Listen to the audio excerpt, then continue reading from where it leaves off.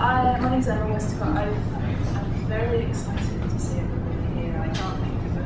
It's like a birthday party with all these sorts of people that I know from various parts of the life of one place. So I'm really enjoying the conversation with the other thing that I need to advise my presentation, I hate excuses, but I'm about to walk people on, which is I'm sort of suffering some sort of data mourning. I had my laptop sold in Montreal 2 days ago, so it's like so actually the presentation that's here is very, very just in time. So what I wanted to talk about today, what I am going to talk about today, is both something that is hugely productive and interesting and functioning on the edges of sort of the indie game community, which is looking at the sort of increased domestication of video game making. And while that's undoubtedly exciting and offers us all sorts of opportunities for sort of interventions, there's an associated danger with it, which is the sort of the disempowerment of work that happens in the domestic scene and the domestic environment, which I think is problematic and difficult. And so I just wanted to explore this type of this sort of landscape in a number of different ways. But this paper is a starting sketch of something. So I'm doing that thing that Jenny said we used to do, which is putting up a number of different areas. So I'd be really interested in your feedback, ways that I can develop this particular work, and whether you think that my presentation has interesting sort of foundations. My final pre-presentation story was how I got into trouble with my dean. So I work at an art school, right? I work at art schools and the sort of problems of sort of political action and movements. I thought if there was anywhere in my life I would be able to engage in free speech, it would be an art school. But here's that's some of the body, right? Yeah.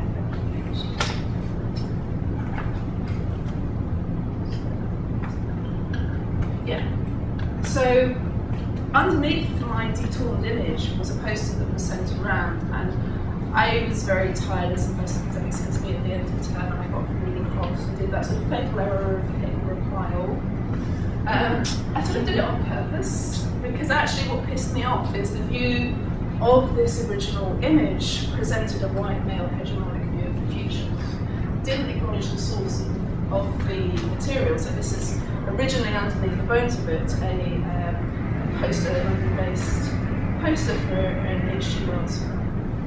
So it was sent around our institution as an invitation to come and hear what our chair had to say about the future. It was a way of reading this particular image. My immediate reaction was that in my institution, actually we have a whole range of different communities, and different practitioners, and different theorists that really aren't captured by this very white male view. So I did a quick Photoshop job, slightly edited Raymond Massey, maybe to his benefit, maybe not. Sort of edited back. It took about 2 hours for the weight of my department to sort of come down, and by the next day I had to send out a public apology, which actually I'm sort of happy to do, because I didn't want this to be misconstrued as a personal attack. It wasn't a personal attack. And again, it's interesting where this type of comment releases a rigor of a certain type of tension, because again the way the academy works is through collegiality, and the criticism I heard back, which in some ways is fair enough, is that my action could be seen as being non-collegial. I sent this image back with a, really? My future is not that right now. And I received a whole pile of sort of comments from sort of colleagues seeing the humour that I tried to embody in my comments. But again, unfortunately, the power structures of my institution didn't quite get my humour in the same way as our colleagues did. So it's interesting, because I don't regret having made this action. I don't think my action is anything more than expressive. It certainly won't change the dynamics of my institution in a way at all. But also it certainly made me get to know colleagues that I didn't previously have an opportunity to spend time with. So for me personally, I have to say, in the round, in the balance, it's an act that I don't regret, regardless of me having lived the golden childhood But you know, without tenure, that's quite a dangerous thing to do. But anyway, so yeah, so I guess what I'm trying to point out is even in what you might imagine would be the freest space of expression, there's still this sort of reaction against expression. And you know, in a world where completely pernicious, to use Helen's wonderful term, language exists online, we live in a space where freedom of expression doesn't necessarily operate or succeed in an institutional structure or institutional place. So, that being said,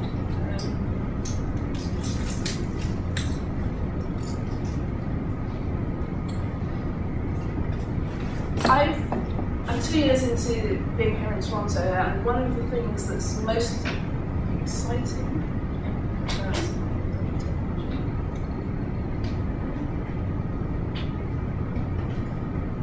it's doing that thing. Yeah, it's got this like.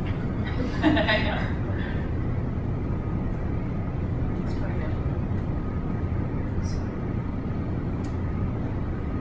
Oh. I don't care. I need you to see that. I don't think it's good. Which text later.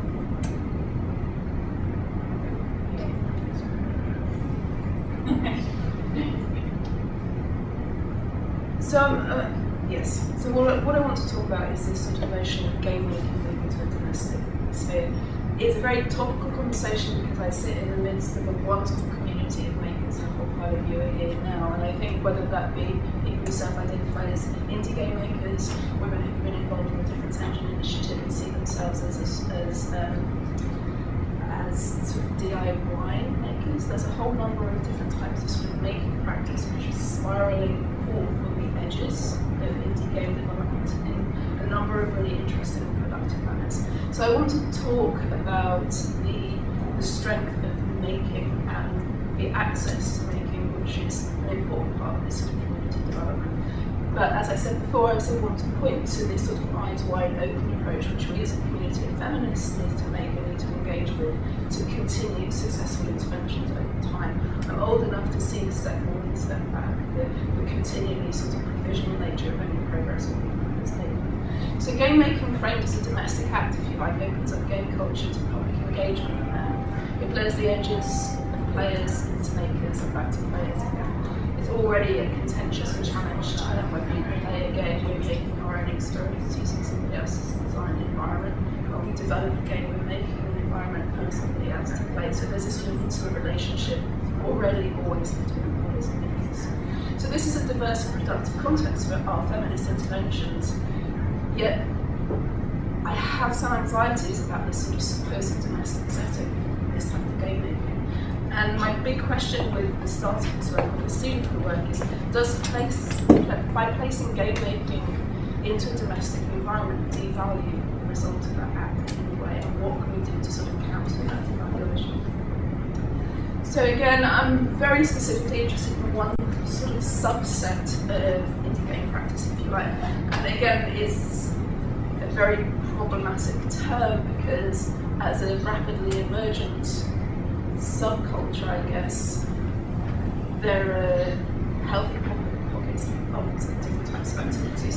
My interest as somebody who teaches game design and game studies is in sort of design thinking and how we're seeing innovation in terms of game design tropes in different aspects or areas of this activity.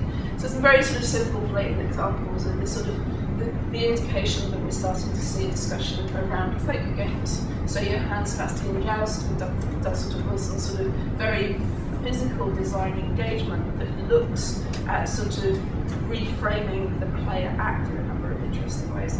So Doug Wilson's interested in what happens in front of the screen. He's interested in playing with tropes and norms of digital game design in a very creative and disruptive manner. That, as to a game designer, offers significant information and fresh approaches to how we conceive design. Another theorist and maker who a lot of you will know is Anna Anthropy, who's on the end of a sort of booktober for new book video game Seamsters, and her view and her call to the commercial industry is to make accessible tools of game making. So she sort of paints a picture, if you like, of the personal expressive capacity of game design, and sort of offsets this notion of a single maker using the form as an autobiographical tool, as a form of sort of hyper-personal expression. And again, it's that type of space which removes you from the negotiation that's inevitably part of larger group activities. The third example we have here in terms of thinking about experiments in different types of game is auteur games. So again, exemplified in my case here by a very Toronto-based collaboration of Sword Sorcery, which is an experiment, has been an experiment by Cappy to not grow any bigger. So one of the big challenges of indie game makers is how do you stop becoming so big when you engage in the dance of the sort of mainstream commercial industry. And so regardless of the beauteous nature of the finished object, what's important to my discussion here is that there were two members of the core team who spent a significant amount of time to work with an external animator and an external musician. So you have people here who are playing with team structures, playing with sort of constructive possibilities in a very fluid and I think exciting manner. So the evolution of the indie game scene is multiple and variant, and as communities pop up all over the world, in this area of East Canada, if you like, we have 3 to 4 self-identifying indie game communities. I was in Montreal before I mentioned that I stole my laptop. But the great thing about going to TAG, which is the game research group over there, is you see their anxiety or desire about the type of game activities happening in Toronto. So the Montreal folks are feeling really anxious about all the wonderful stuff that's happening here.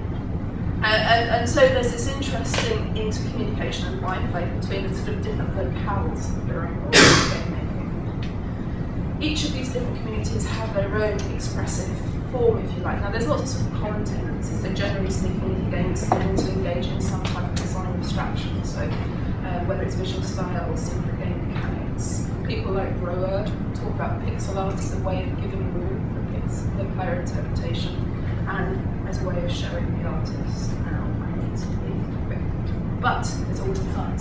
But indie games, we're starting to see some sort of like really common themes. So there's sort of reproductions at hand, if you like. So while from a personal making point of view, there is a huge importance and significance in the act of making games as a way of making a culture your own. At the same time, we're sitting in a situation where the power structures of the analog world, as in who gets to say what is good, are being replayed and replaced digitally. It's a handful of blocks we get to say when your game gets seen or sold. Why do we have to replay power structures in a digital world? You know, it seems preposterous and ridiculous that replay continues to happen time and time again. And so what I always tend to do with this is to sort of look back at historical examples. I'm going to point over there at the fact that actually we've always been present, but we haven't necessarily always been acknowledged. So one of the ways in which these cultures have been binding more closely together is in the rise of the handmade. It is interesting that the sort of rhetoric from virtual engagement sort of to the very analogue practice of sort of craft seems to be put together. And again, there's been historical precedent. So the arts and craft movement came up around the same time as the sort of the growth of mass production. So you can sort of see parallels between sort of social change that happened over time. And again, it's just really important to see that in some ways handicraft offers a critique of the regime of technology in an interesting way. So it addresses and attacks the sort of culture of speed. By crafting, we create a slow space, a space that's sort of odds. We force time into the equation. And I think the time that we create by putting our hands onto the artifacts that we're interested in is really significant as an opportunity for us to turn this to engagement. So the brain cells being waved, so that's my long big slide. The main thing about this slide is that I'm always interested in this movement. So subcultures become co-opted, they become the mainstream. There's always a small window of opportunity. Indie cultures we see growing now will inevitably become part of the mainstream tomorrow. What I find fascinating about Toronto is the community community is actively invested in creating the Game Makers Model tomorrow. And so the only way that you can have continuity is about this